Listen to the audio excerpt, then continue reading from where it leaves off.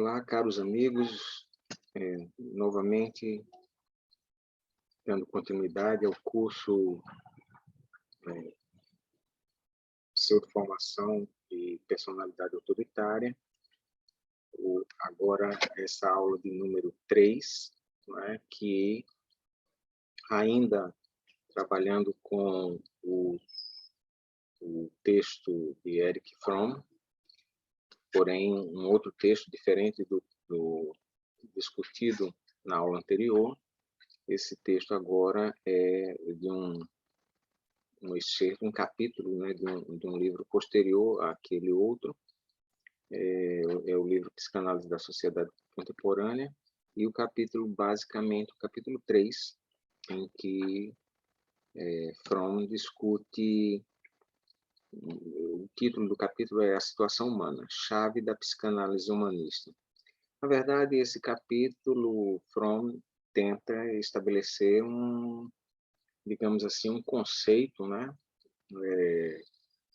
ou talvez assim, uma concepção ampla do que é o ser humano na situação em que ele encontra, em seu devir de sua vida pessoal e também da história humana.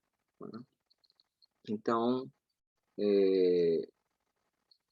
Fromm aqui faz uma tentativa de fazer uma reflexão, do tipo de antropologia filosófica e, portanto, de querer compreender o que seja esse ser, esse ser humano, por meio de características que lhes são comuns, independentemente da cultura, da sociedade e do contexto histórico em que ele esteja inserido.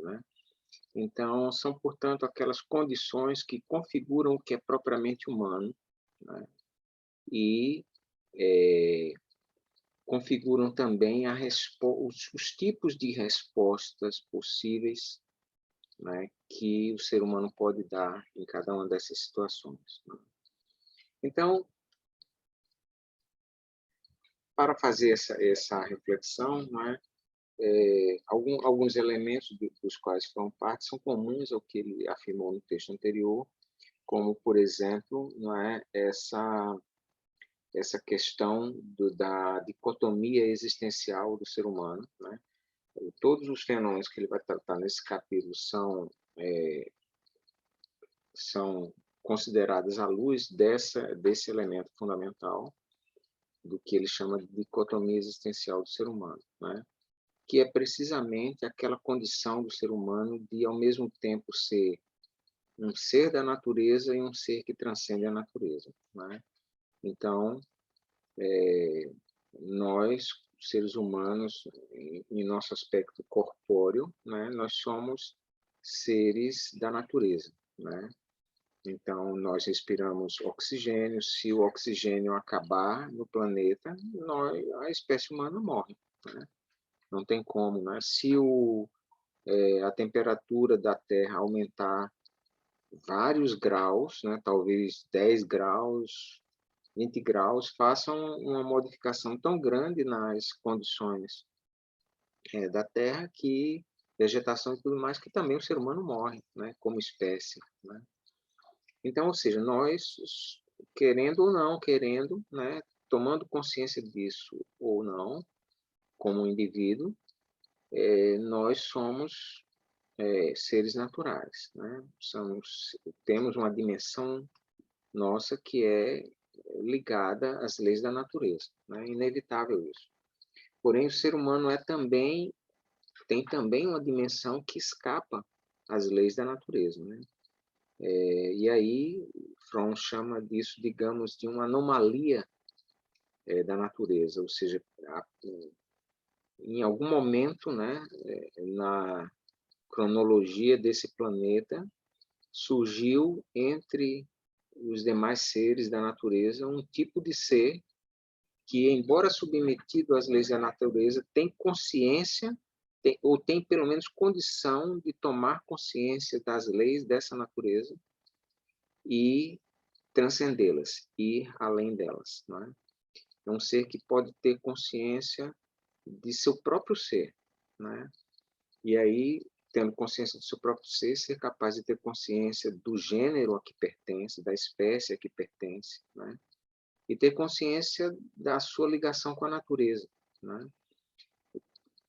Tipo de reflexão que não é possível aos demais seres que conhecemos na natureza. Nenhum outro ser animal, isso ainda para não dizer nem os vegetais, que esses mais desprovidos ainda dessa capacidade, né, tem de gerar essa autoconsciência. Né? Só o humano tem isso. Né? Porém, isso também é não só um motivo de, digamos, positivo, mas isso é um motivo de aflição para o ser humano também. Né?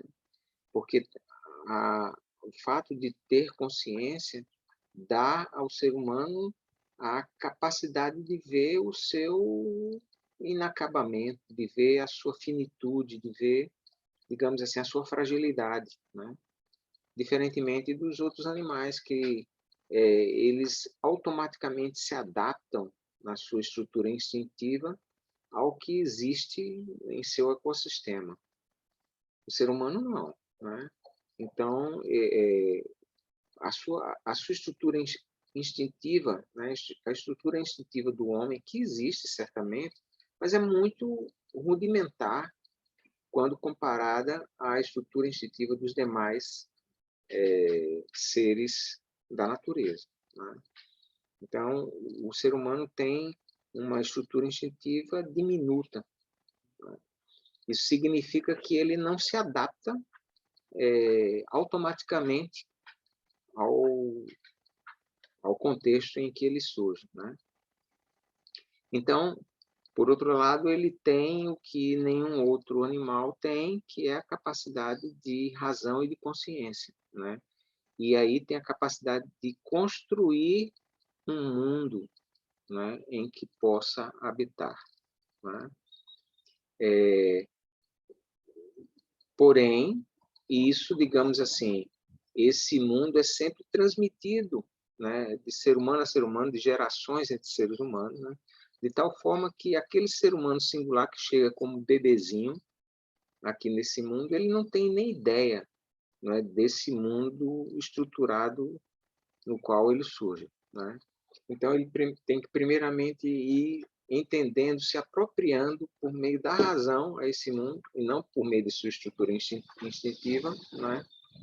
Para poder nele viver.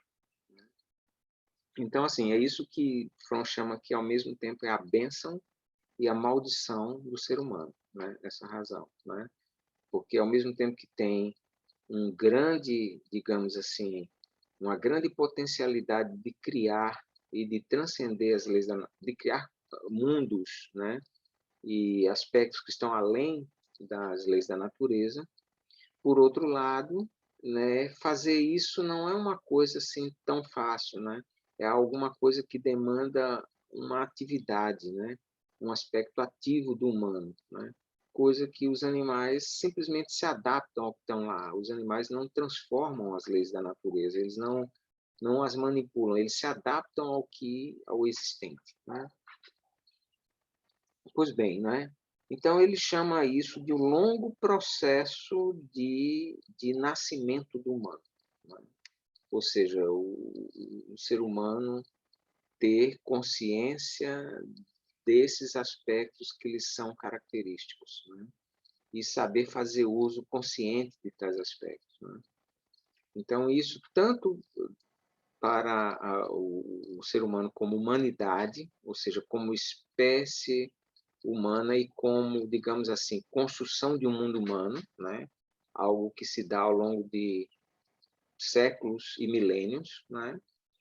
Quanto também na história de um sujeito particular, um representante particular da história humana, né? Cada um de nós. Né?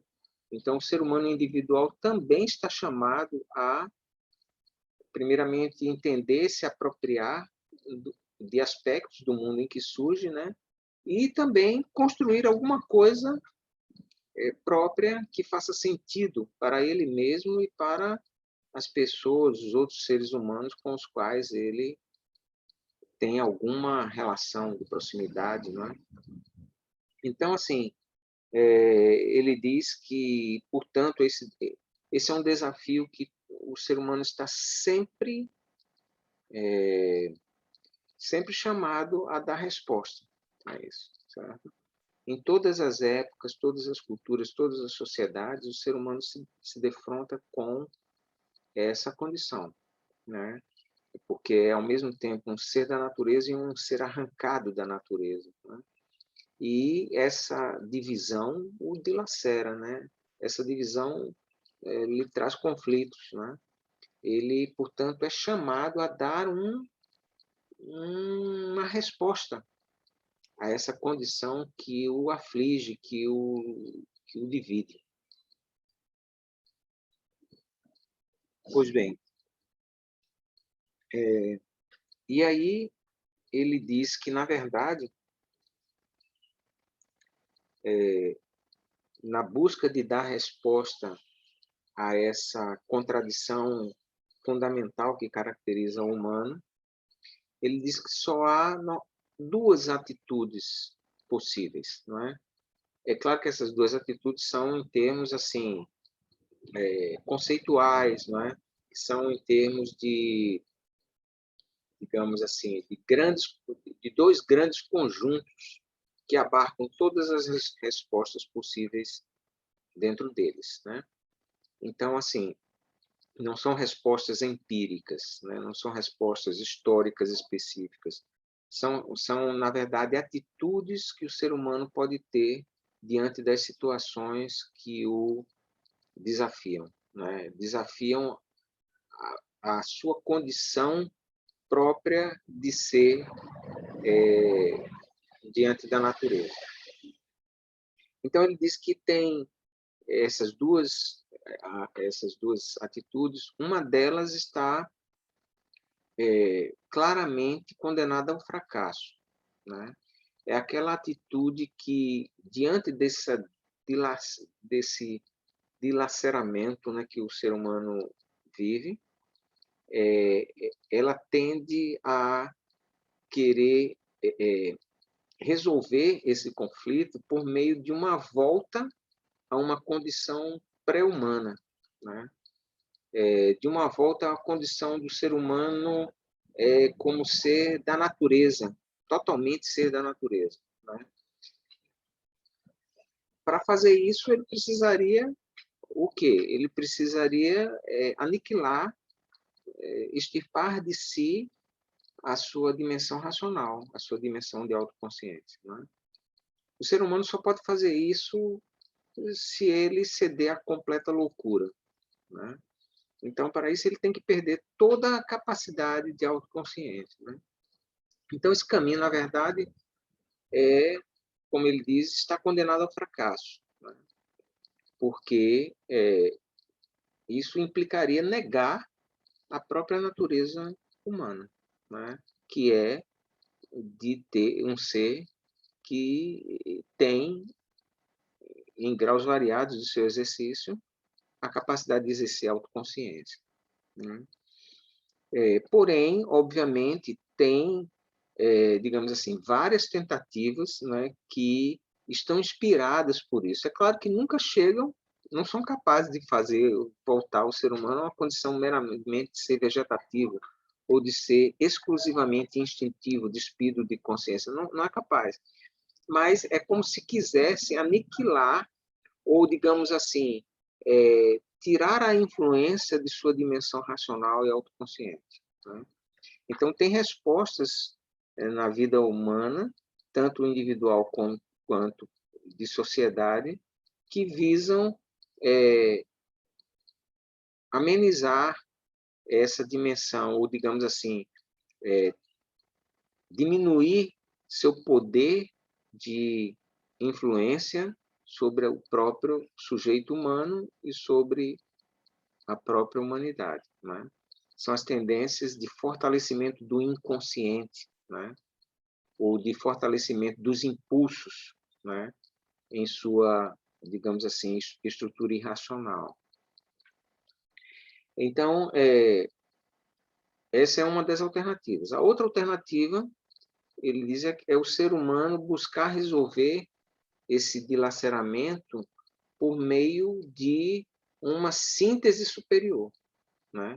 Ele buscar a unidade de si, não pela aniquilação de sua razão, mas antes pela um estado que unifique, né, razão e natureza, né?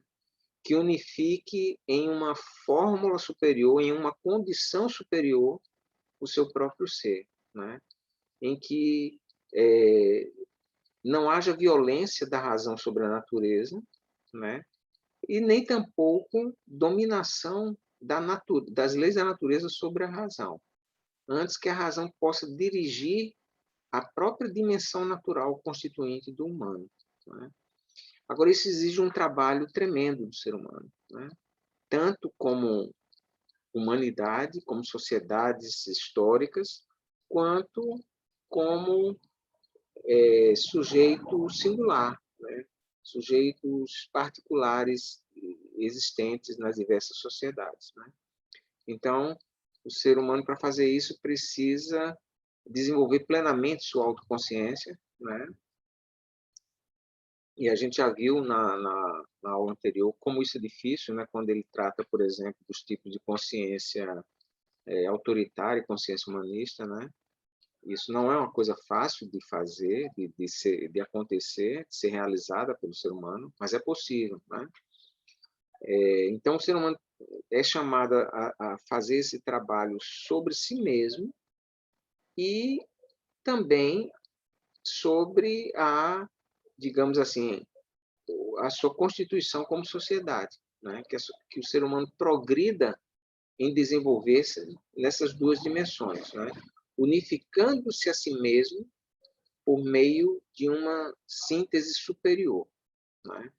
Então, ele diz claramente que isso só pode ser feito por... Uma das formas que isso pode ser feito é o amor, por exemplo, né? Que é capaz de unificar o próprio ser humano e os seres humanos, né? Sem, no entanto, fazê-los retroagir a uma condição de inconsciência natural.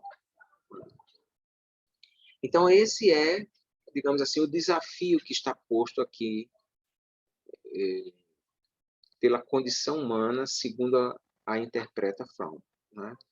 E aí ele discrimina 5 situações que caracterizam a condição humana ao longo da história e da vida de um ser humano, e que ele não tem como fugir delas, né? Aliás, quando ele tenta fugir, ele já está, digamos, respondendo de forma negativa à, à própria questão que demanda a sua resposta como condição de seu progresso humano, né? Então, fugir delas já é um sinal de fracasso, né? Então, o ser humano não tem como empurrar com a barriga isso, né? Ele tem que dar uma resposta, né? E volta àquilo que falei, uma resposta será verdadeira, outra será falsa, ou seja, no sentido falso e verdadeiro, no sentido de uma vai confirmar a sua humanidade e outra vai querer negar a humanidade humana, fazer retroagi-la a uma situação pré-humana, né? Então, são 5 as situações que ele elenca aqui, que ele chama a questão da relação versus narcisismo, a questão da transcendência, né, em que o ser humano pode desenvolver uma tendência destrutiva ou uma tendência criadora, a questão do arraigamento, né, em que o ser humano busca, digamos assim, se inserir, identificar, né, uma comunidade a que ele possa pertencer e que possa mitigar a sua solidão, né? Então, nessa questão do arraigamento, há 2 opções, né? A fraternidade ou o incesto. Tem a questão da identidade, o ser humano poder dizer, afinal, quem ele é, né? Então, isso é algo que, em qualquer lugar, o ser humano tem que responder a isso, né? Quem ele é como pessoa, quem ele é como espécie, como sociedade, como cultura, né? E aí ele diz que, digamos assim, isso se expressa grandemente nas sociedades por meio do binômio, né, da contradição entre indivíduo, né, e a conformidade gregária, né? E, por fim, a questão da necessidade de uma estrutura de orientação humana, né? Isso aqui é exatamente porque o ser humano precisa disso, por aquilo que já falamos, né? A, a baixa ou a incipiente estrutura instintiva do ser humano, contrariamente aos outros animais, né? Os outros animais não precisam disso, sua estrutura instintiva já já lhes garante essa, digamos assim, essa estrutura de orientação, né? O ser humano não. O ser humano ele tem que criar isso, né? Isso não está dado com o seu nascimento, né? Com o seu nascimento biológico, né? Então, o ser humano tem que criar essa estrutura de orientação, né? E, na criação dessa estrutura, digamos assim, há duas formas de fazer isso: pelos meios da razão, né, e da consciência, ou pela irracionalidade, né? São as duas formas também geram essa estrutura de orientação. Uma estará condenada ao fracasso e a outra não, né? Então, vamos ver em maiores detalhes esses aspectos, né? Então, nessa primeira questão da relação versus narcisismo, né?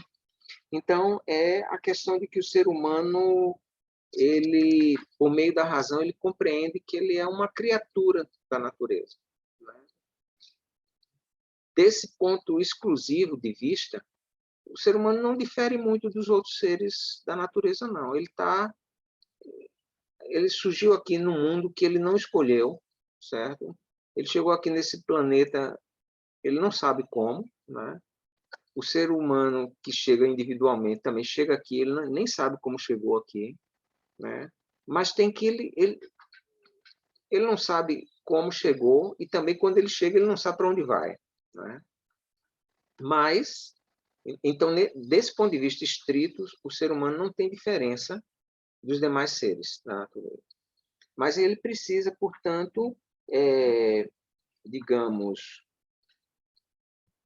ele se sente só nesse daí. Então, ele precisa construir alguma coisa que diminua, né, esse sentimento de solidão, de não estar acolhido automaticamente pela natureza, né? Então, ele precisa formar vínculos para isso daí, né? Então, digamos assim, tem duas respostas possíveis. O ser humano vai estabelecer relações entre os outros seres humanos, ou o ser humano vai querer negar as relações. Vai querer, digamos assim, querer ser autossuficiente, né? Encontrar em si mesmo, exclusivamente, uma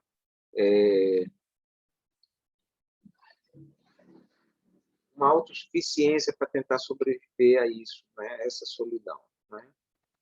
Então, ele vai dizer logo, né? Quer dizer, o caminho da autossuficiência é um caminho destrutivo, né? Mas antes de chegar no da autossuficiência, de querer, digamos assim, o ser humano se tornar avesso a estabelecer vínculos, né?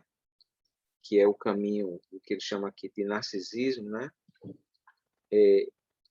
No campo das relações, também o ser humano pode estabelecer isso de um modo apropriado à sua natureza, ou seja, que busca desenvolver suas capacidades racionais e de consciência, ou pode querer estabelecer de um modo regressivo, né?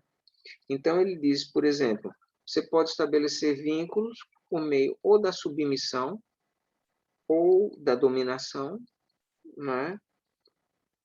que são meios, digamos assim, que ele chama simbióticos, né?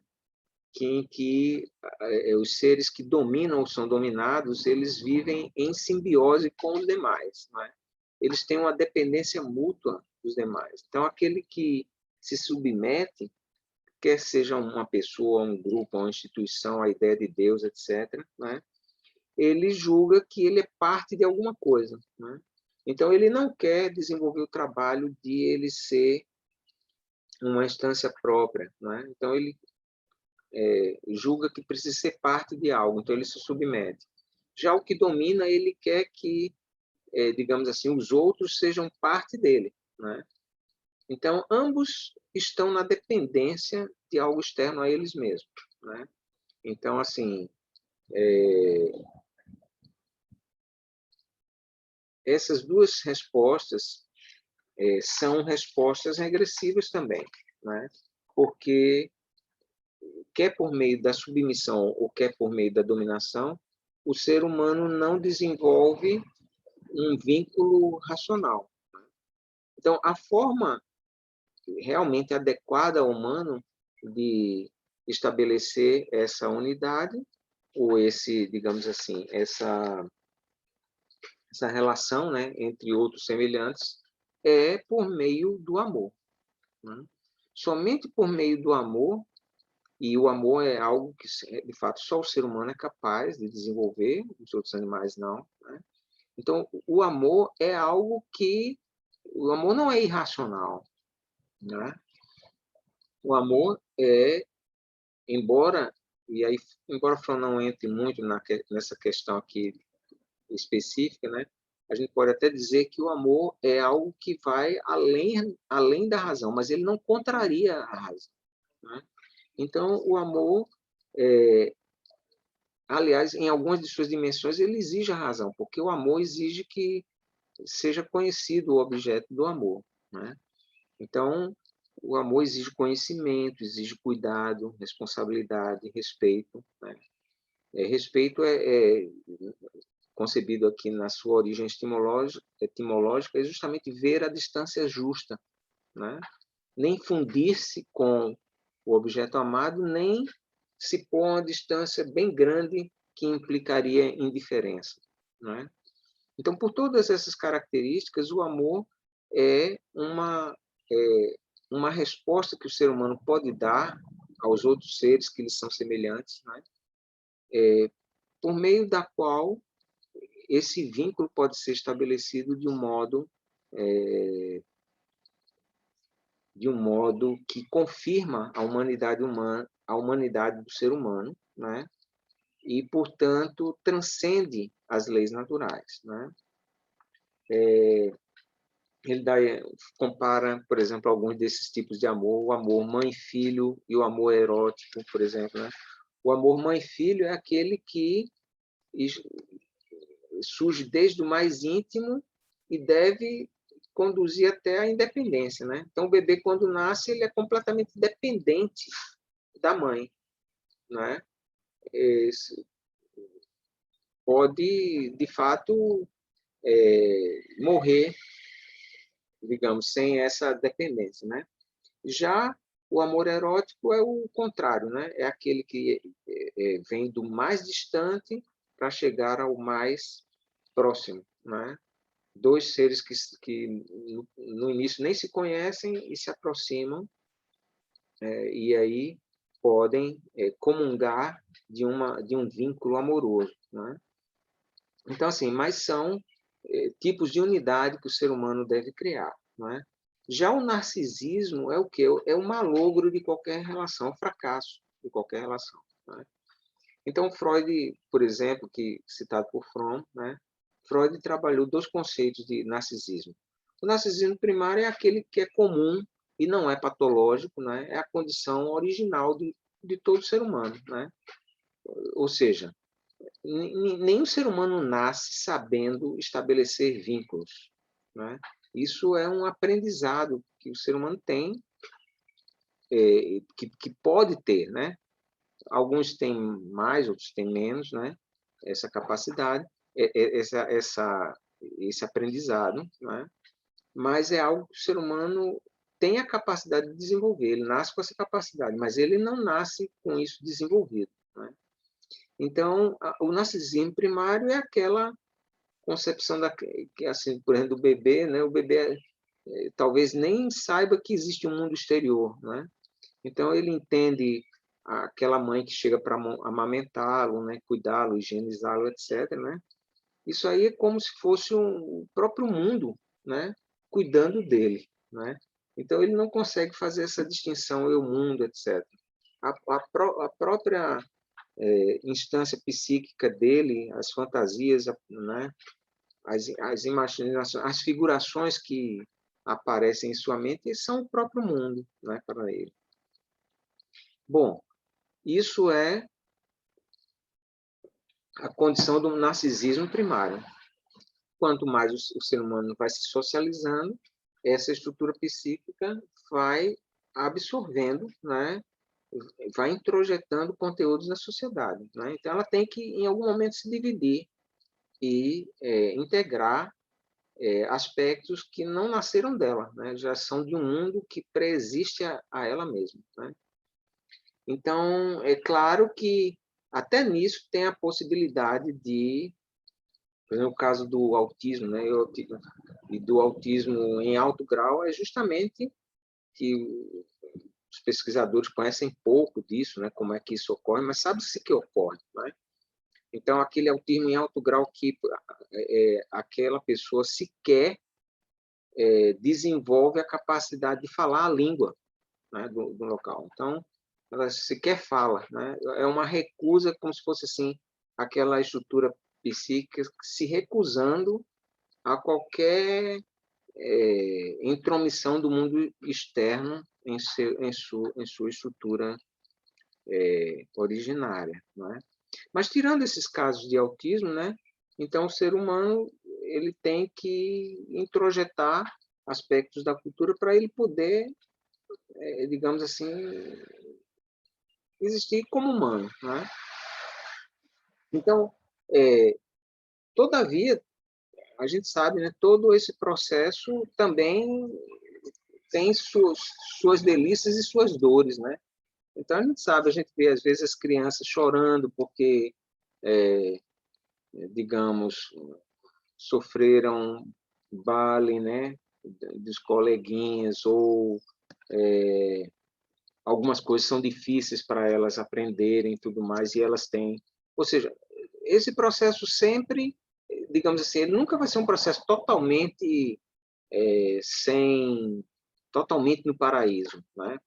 Por mais que a gente, os responsáveis por uma criança tentem, digamos assim, aplanar esse caminho, fazer com que ele não seja violento, etc. Tudo isso é importante, necessário, né?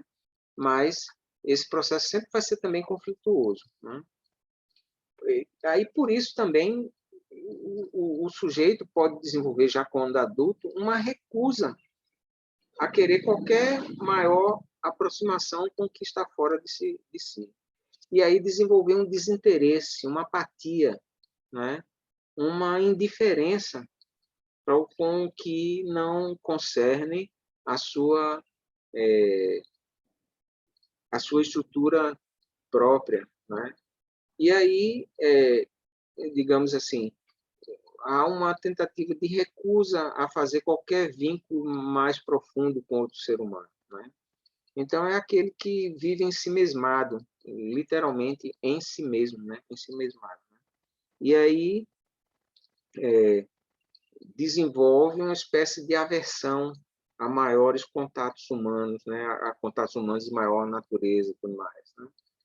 Então, esse tipo de ser humano, se o grau desse narcisismo é muito severo, né? Isso pode levar a graves enfermidades psíquicas, certo? Uma pessoa, por exemplo, num texto de Erich Fromm, que não é esse aqui, o texto que ele vai escrever nos anos 70, por exemplo, ele vai demonstrar, por exemplo, que as pessoas de caráter necrófilo, né, são aquelas que são portadoras de um altíssimo grau de narcisismo, né? São aquelas pessoas que preferem, por exemplo, ter contato, que os seus contatos vitais sejam com coisas que não têm vida, né? Então, às vezes, pessoas podem gostar muito da tecnologia, serem até muito inteligentes, né?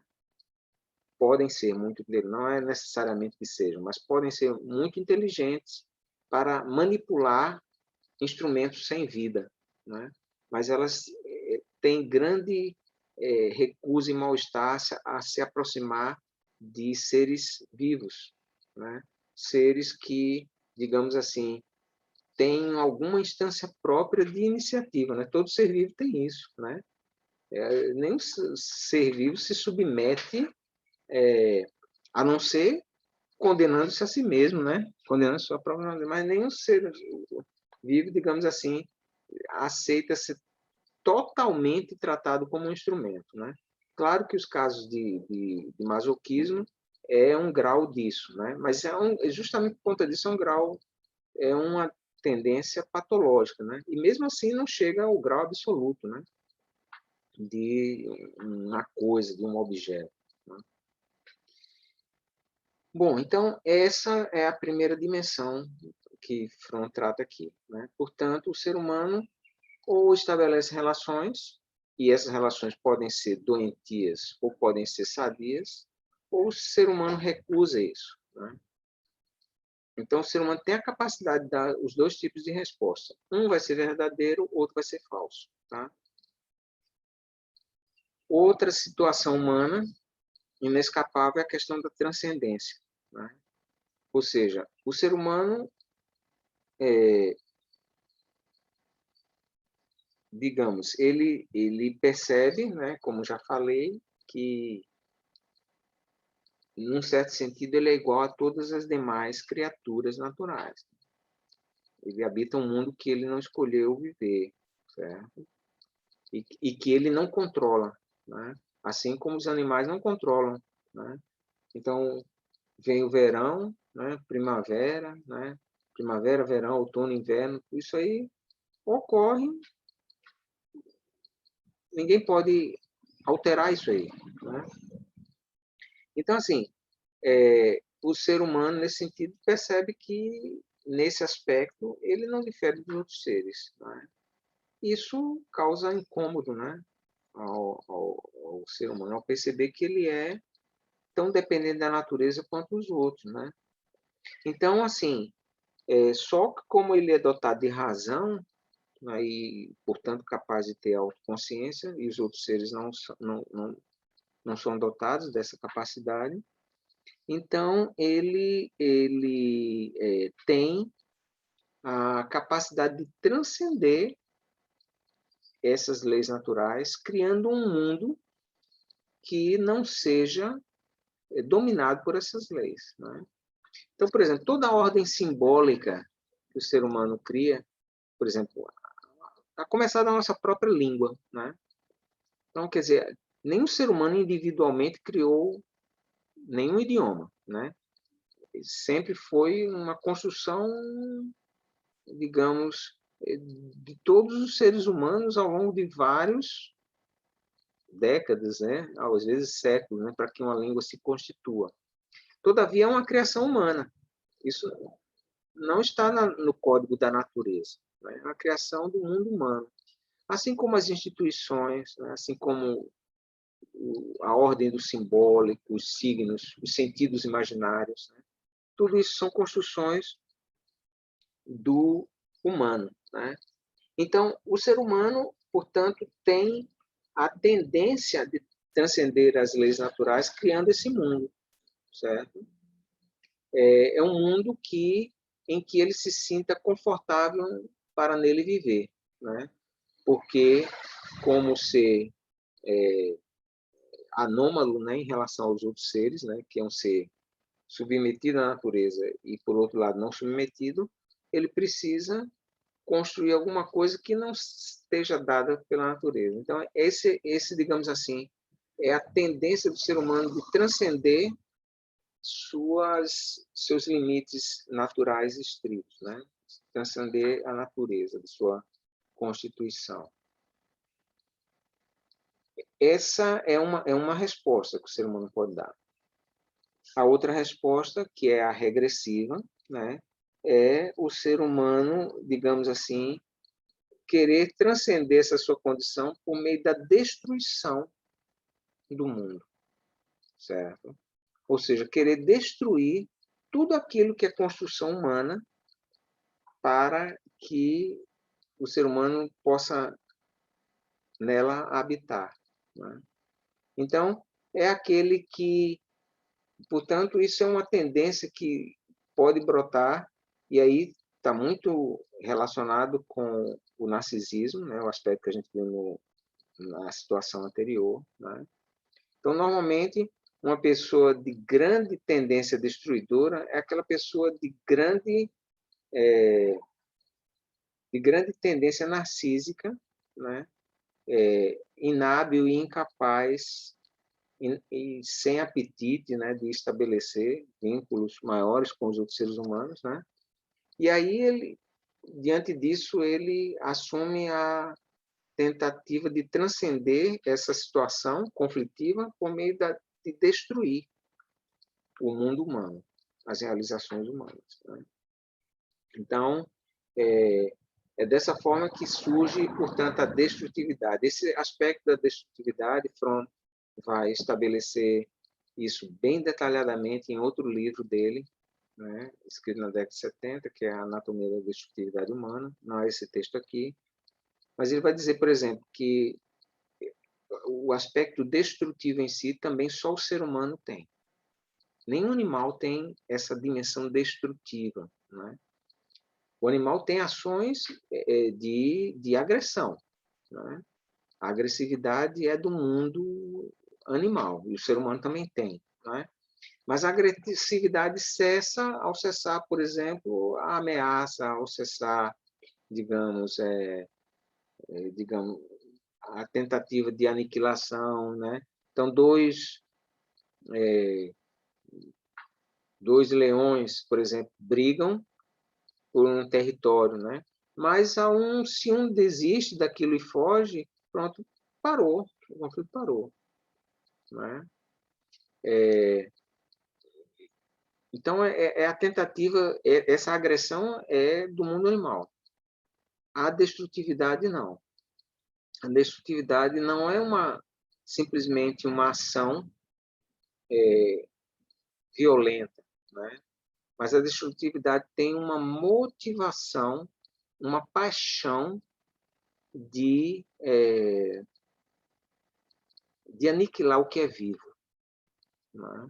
E, portanto, querer, digamos assim, o retorno a um mundo sem consciência, a um mundo do automatismo, né, das coisas, né? Então, normalmente, déspotas muito sanguinários são esses seres que têm uma tendência de grande destrutividade, né? Então, vai falar depois de uma tendência necrófila, como já mencionei, né? E normalmente são pessoas dotadas de um altíssimo grau de narcisismo, né? Portanto, de refutar o estabelecimento de vínculos maiores com outros seres humanos. Bom, a terceira condição em que essa dicotomia existencial do ser humano se estabelece, né, ou se manifesta, é nessa questão do arraigamento, né? Ou seja, todo ser humano precisa de alguma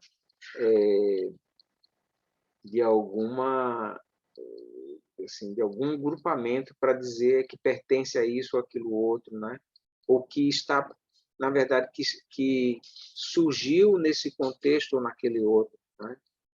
Então, eu sou alemão, sou brasileiro, sou russo, né? Sou maori, e assim vai, sou Yanomami, né? Então, qual o sentido disso, né? O que há aí de desafio para o ser humano? Digamos, no entendimento de Fromm, é a qualidade, né? Ou, melhor dizendo, o grau de abertura ou de fechamento em que isso se estabelece, certo? Então, assim, de modo geral, podemos dizer, quanto mais esse arraigamento seja fechado, ou seja, não tem abertura para se abrir para outras possibilidades de convivência humana, né?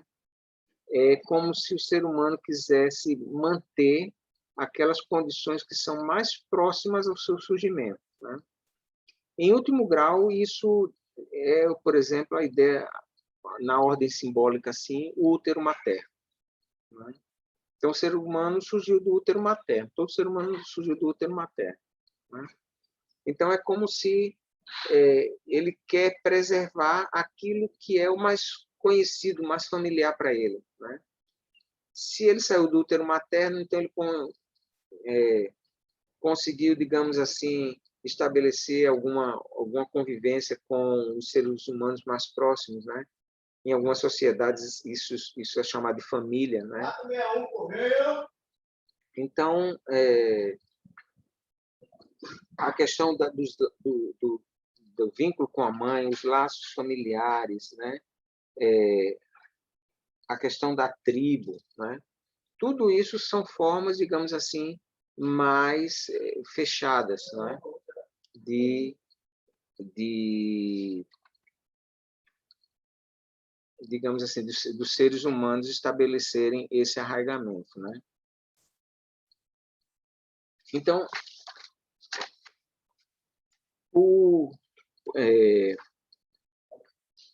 em outros termos, né, isso chega até o século XX, né? Quando a gente se lembra, por exemplo, a forma como os nazistas falavam para defender, digamos assim, a primazia do povo alemão, eles falavam nos termos sangue e solo, né? É claro, né? Eles tinham bem claro que isso era uma forma, por exemplo, de excluir os judeus, né? Outros povos também, mas isso foi estabelecido bem tendo os judeus na mira, não é? Ou seja, o judeu nascia ali na Alemanha, os pais tinham nascido também, avós, às vezes até tataravós tinham nascido na Alemanha, mas com isso os nazistas queriam dizer, não, você não é alemão, certo? Você pode até ter nascido nesse solo aqui, mas em algum momento seus antepassados vieram para esse solo, eles não eram originariamente desse solo, certo? Além disso, o sangue que corre nas suas veias não é o sangue verdadeiro dos ancestrais alemães, né? Então, a tentativa de querer preservar esses vínculos primários, né, é isso que, digamos assim, é a tendência que ele chama aqui de incesto, né? E aí ele tenta mostrar que, na verdade, todos os grupamentos humanos, para se desenvolver, eles buscaram demonstrar que o incesto é alguma coisa que não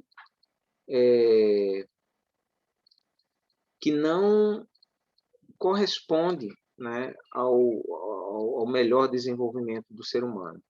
Ou seja, que ele precisaria se abrir para alguma coisa que está além daqueles grupos originários, né?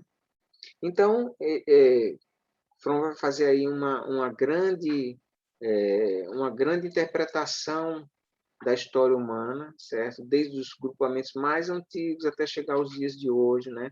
Vai falar do matriarcado e do patriarcado, para isso ele vai lançar a mão de um autor do século XIX, precursor, né? Antes de Freud, né? Um autor chamado Barhofen, creio que seja assim que se pronuncia, não é? Um alemão, né? Então, em que ele,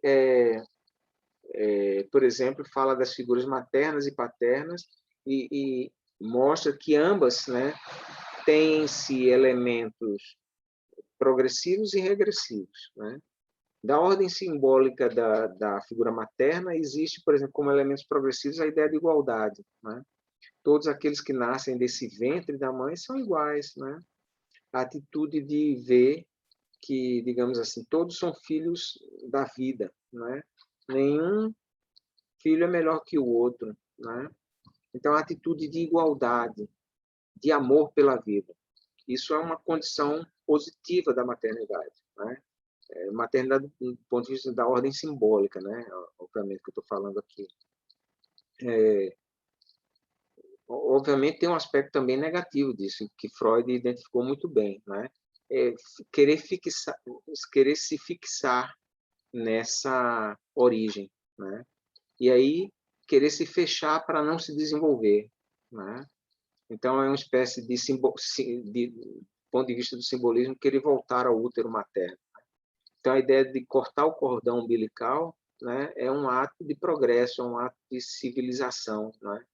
Que é o ser humano ser forçado a buscar a sua autonomia, né? A sua independência, né? Então, ele ser capaz de estabelecer vínculos com os outros, mas não os vínculos por meio dessa simbiose, né? Os vínculos que passem pela sua autonomia racional, pela sua consciência, né? Então, que ele estabeleça relações futuras, né, entre outros seres humanos, com base na sua independência racional, e não por uma dependência, né, orgânica, emocional, né?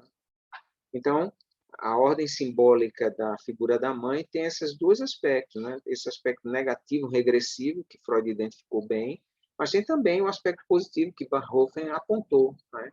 Essa ideia de igualdade, todos os filhos do ventre da mãe são iguais, não tem nenhum preferido, né? E o amor a tudo que é vivo, né? Então, cultuar aquilo que é vivo, aquilo que dá a vida, né? Isso é o contrário da necrofilia, isso é biofilia, né? Então, do mesmo modo, também a figura na ordem simbólica, a figura paterna, né? Então, o homem, como seria menos vinculado à natureza do que a mulher, nesse sentido, porque a mulher é do ventre da mulher que surgem os seres, né, humanos, né? É a mulher que amamenta naturalmente, né? Hoje o homem pode, sem dúvida, alimentar uma criança, né? Mas com a alimentação artificial produzida, né? Já pelo mundo humano, né? Mas assim, mas nascer não tem como, né? Tem que ser pelo ventre materno, né? Então assim, a figura do homem estaria nesse sentido um pouco menos dominada pela natureza do que a da mulher, e isso do ponto de vista da ordem simbólica propiciou, digamos, a ideia de que o homem desenvolveu primeiramente a questão do mundo abstrato das ideias, né? O reconhecimento das leis, etc., estabelecimento das leis, etc., né? Claro, isso estou falando do ponto de vista da ordem simbólica, né? Isso não é os homens e mulheres concretos existentes hoje, né? Então, assim, esse é um lado, digamos assim, positivo da, da ideia simbólica paterna, né? A disciplina, né? A busca de superar a questão da determinação natural. Tudo isso é um lado positivo. Agora, tem um lado negativo também, né? E isso Freud também identificou, né? Por exemplo, a questão do superego, né? É a ideia de hierarquia, né? De achar que tem alguns seres que são superiores aos outros, né? O pai prefere alguns do que outros porque uns desenvolveram melhor suas preferências do que o outro filho, né? A desigualdade, né? A competitividade que pode lançar alguns até a ruína, né? Então, esse seria a dominação, né? Você tem que obedecer porque eu sou seu pai, e daí vai, né? Então, assim, então ambas as figuras, a materna e a paterna, têm aspectos construtores da ordem humana, bem como aspectos regressivos, né? Então, assim, e portanto o ser humano é chamado dentro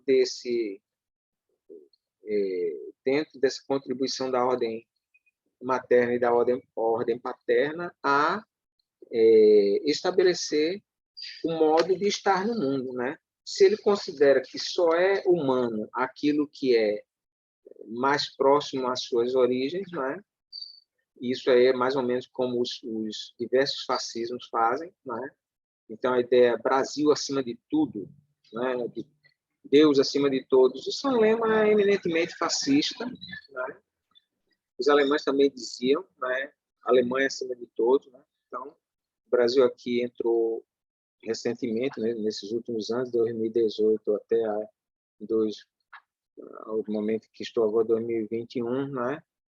Uma tendência fascista, né? De Brasil acima de todo. Né? Primeiro, Brasil é o quê? É uma ideia, né? Uma ideia aí de um grupo que acham que o Brasil é isso aí, é o que eles acham.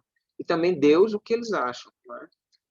Então, na verdade, é uma tentativa de estabelecer uma visão de um mundinho pequeno, né, de uma coisa limitada, como se isso tivesse acima de tudo e de todos. Quem está fora disso está condenado. Né? Então, deve ser perseguido, não tem direito a nada, né? Porque não é brasileiro nem é filho de Deus. Veja que maldição. Né? Isso daí é a origem de toda xenofobia, né? De agressão ao diferente, etc. Né? Então, assim, isso aí é exatamente uma fruto de uma concepção primitiva, é a tentativa de fazer o ser humano regredir a uma condição primeva, né? De não ser, de só ser capaz de tomar como o legítimo aquilo que ele primeiramente encontra no mundo, aqueles grupos pequenos a que ele pertence. Né? Mas o ser humano é capaz, é dotado de autoconsciência. O ser humano é capaz de ir além disso que lhe surge. Né? A família não é algo sagrado, não. A família é o primeiro ambiente de vínculos em que um ser humano chega. Mas o ser humano tem a capacidade de estabelecer relações, vínculos de amizade com pessoas que não são de sangue, né? E às vezes muito mais próximas do que essas relações de sangue. E por que a família é superior a isso? Não é superior. Né? Então, a ideia de que os vínculos sanguíneos são superiores, isso é uma visão bastante regressiva, né? Infelizmente, ainda muito em moda, muito em vigor. Né? Do mesmo modo, os nacionalismos. Né? Eu sou brasileiro acima de tudo. Né? Então, o Brasil pode deve submeter outros que não são brasileiros. Tal, né? E assim vai. Né? Os americanos também são muito dotados, né? Os estadunidenses, dessa ideia. Acho que todos os outros povos são, lógico, tem exceções, é claro, não é todo o estadunidense que é assim de jeito nenhum. Tem várias pessoas estadunidenses que não comungam disso, assim como vários brasileiros não comungam disso. Né? Claro, nem todo povo pensa assim. Né? Mas tem vários setores nessas duas sociedades que acham isso, que são sociedades que devem subjugar os demais. Né? Então, isso é simbolicamente da ordem do incesto. Né? Ou seja, falando isso claramente, o nacionalismo é uma forma de incesto do século XX, né? Século XIX, século XX, continua sendo no século XXI. Né? Então, achar que só é bom aquilo a que eu pertenço. Né? A próxima questão da situação humana que ele analisa é o sentido de identidade, né? Que é a questão do indivíduo e de conformidade gregária. Né? Então, ele mostra exatamente a ideia de indivíduo é uma coisa que surge até tardiamente na história humana. Né? Embora, no passado, tenha existido grandes indivíduos. Né? Então, a gente pode pensar aqui em Jesus, em Buda, em Lao Tse, né? Em Confúcio, né? Em Maomé. Todos esses foram grandes indivíduos, né? Que, digamos assim, transcenderam os limites de sua tribo, de sua nacionalidade, né? E viram, digamos assim, digamos assim, as características universais que capazes de pôr em unidade todos os seres humanos. Né? Então, eles não se viram, primeiramente, como limitados a uma tribo. Né? Agora, esses seres foram exceções nos contextos dele. Né? Ainda hoje, o que o Fran está querendo dizer é que ainda hoje nós temos muito mais recursos do que esses seres tinham na época em que eles viveram. ainda hoje tem as pessoas que têm a recusa, o medo a assumir a sua identidade, né? Então prefere se esconder atrás de uma profissão, né? Eu sou médico, eu sou advogado, né? Ou da sua, digamos, seu pertencimento a um clube, sei lá, ou qualquer, eu sou cristão, sou budista, etc., né? Ou seja, a, a, a recusa em assumir-se como um ser individuado, responsável por sua própria vida, né? Então, isso daí, digamos assim, é um desafio também que todo ser humano é chamado em várias épocas históricas, né, em várias circunstâncias. Por fim, a questão da dicotomia existencial também faz o ser humano se defrontar com uma questão fundamental que ele precisa resolver, que é a estrutura de orientação no mundo, né? Então, essa estrutura é o que substitui os aspectos instintivos nos demais seres da natureza, né? Nos animais, etc., né? Então, essa estrutura é muito frágil no ser humano. Ela não dá para o ser humano depender só dela para atuar no mundo. Ele precisa desenvolver uma estrutura de orientação, né? Então, essa estrutura é possível porque o ser humano tem razão e, portanto, é capaz de desenvolver um sentido, captar o sentido e também criar um sentido de orientação no mundo. Porém, esse sentido pode ser também progressivo e regressivo, né? Eu posso querer estabelecer um sentido que vincule a minha vida a tudo que é, digamos assim, regressivo, a tudo que evita a incertidão, né? A incerteza do futuro, né? Então, ser aquele que, digamos assim, que recusa a que recusa, digamos assim, o desafio de construir algo, de ser responsável, né, diante dos desafios que aparecem para ele, né? Então, aquela pessoa que, por exemplo, não quer, digamos, assumir uma postura racional diante dos desafios. Então, muitas vezes ela prefere, digamos assim, se filiar a uma estrutura que já está pronta, né, que dá menos trabalho dela configurar para si mesma, né, a qual ela pode aderir, mesmo que essa estrutura tenha muitas coisas de irracionalidade ali dentro, né? Então, eu posso, por exemplo, para continuar citando o exemplo que eu já vinha mencionando, né, dos movimentos fascistas, né? Então, eu posso querer, digamos assim, me filiar digamos assim, a um movimento tipo fascistoide, assim, por conta de que ele pode dar sentido para o vazio da minha existência, né? Eu estou me sentindo ali bastante um ser anônimo na sociedade, estou desempregado, estou, digamos assim, bastante ressentido porque meu filho não ingressou na universidade, por aí tudo vai. E eu não me dou o trabalho de entender as razões pelas quais isso ocorre, não é?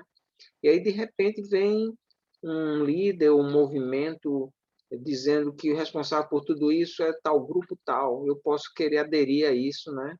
Para descarregar a minha violência, o meu ressentimento, as minhas amarguras, né? Contra, digamos assim, outros, né? Que eu não quero nem saber direito se eles são responsáveis ou se não são, mas o fato é que isso está me aliviando, né?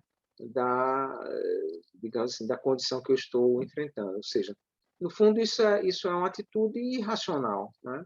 Ou eu posso querer aderir a uma seita, um dogma de fé, um credo, né? Que eu sequer, digamos assim, me dou o trabalho de fazer grande investigação, grande reflexão sobre seus princípios, né? mas se ele me, digamos assim, dá explicações prontas sobre a minha vida, né? Ah, você está enfrentando tais coisas assim porque você não pagou tal promessa à Nossa Senhora de tal lugar, ou porque você não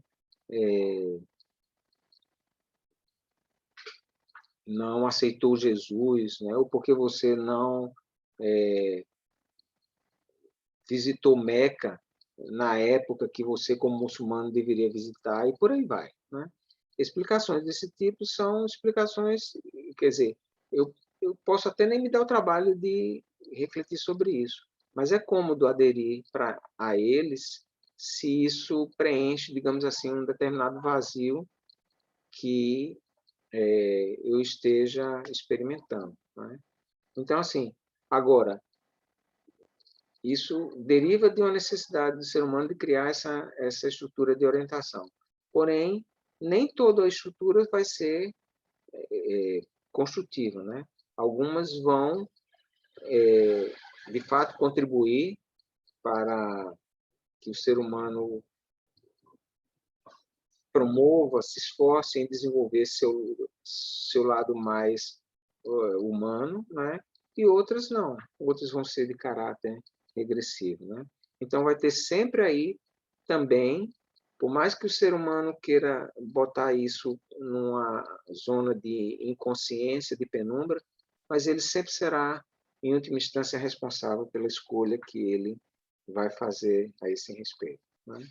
Então, finalizando, vimos aí 5 aspectos em que todo ser humano é chamado a tomar uma posição, né? E em cada uma dessas circunstâncias, né, o ser humano vai se deparar com a possibilidade de confirmar a sua humanidade ou preferir retroagir a uma condição pré-humana. Portanto, um tipo de resposta é aquele que confirmará a natureza do ser humano, a natureza de ser dotado de razão e capaz de autoconsciência, né? E a outra vai ser uma tendência regressiva, na medida em que quer justamente podar a influência da razão e da autoconsciência no ser humano e fazê-lo, portanto, retornar a uma condição de ser dominado pelo mecanismo cego das leis naturais, né? Portanto, aí Fromm delineou, né? Claro que todo mundo pode fazer críticas, discordar, né? De alguns aspectos aí, mas não, mas é muito difícil a gente deixar de reconhecer que há aí um conceito bem estruturado de natureza humana, né, que Fromm estabeleceu, né? E, portanto, a essa natureza humana é que corresponde um determinado devir, né? É por isso que ele pode falar futuramente, ele vai fazê-lo, né, para dizer se determinado desenvolvimento é saudável ou se é patológico, né? Porque o ser humano tem uma estrutura. Se não tivesse uma estrutura característica, qualquer coisa poderia ser aceitável, né? Mas como não é assim, né? Então ele pode fazer o juízo se determinado desdobramento das ações humanas, quer como indivíduo, quer como sociedade, são propícias, são apropriadas à natureza desse ser, ou se são inapropriadas, né? Se confirmam ou se não confirmam a sua humanidade. Então, paramos por aqui. Essa aula, na próxima, vamos tratar de um outro autor que também vai dar um pouco de contribuição para a gente entender essa questão da formação do humano. Muito obrigado pelos que acompanharam até aqui e pela paciência de vocês.